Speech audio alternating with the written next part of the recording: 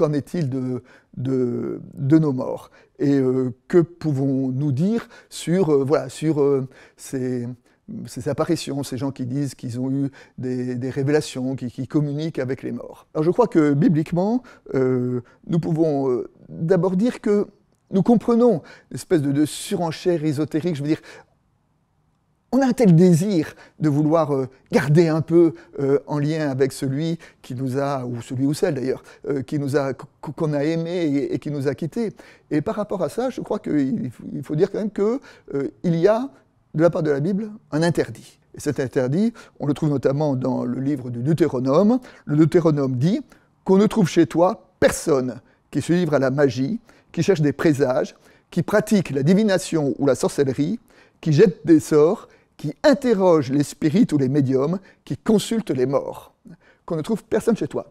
Alors, ça veut dire quoi ça? Ça veut dire que, non pas que ça n'existe pas, hein, et même que les médiums ça existe, mais la Bible semble dire que ne le fais pas car c'est pas bon pour toi.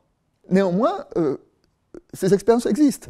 Et moi, j'ai rencontré dans mon ministère des personnes qui m'ont dit qu'ils ont eu le sentiment d'une présence de leur mort à leur côté, qu'ils ont le sentiment que... Voilà, et alors, comment peut-on interpréter ces expériences? La première chose, c'est que si on a une expérience, il faut commencer par l'accueillir, et par dire, comme toute expérience spirituelle, il faut être prudent, mais il faut la recevoir en disant pourquoi m'est-elle donnée, qu'est-ce qu'elle me dit, et peut-être être attentif à ses effets. Hein. Est-ce que c'est une parole qui conduit vers une libération et vers une vie, ou est-ce que c'est une parole ou une expérience qui m'enfonce dans cette espèce d'univers mortifère?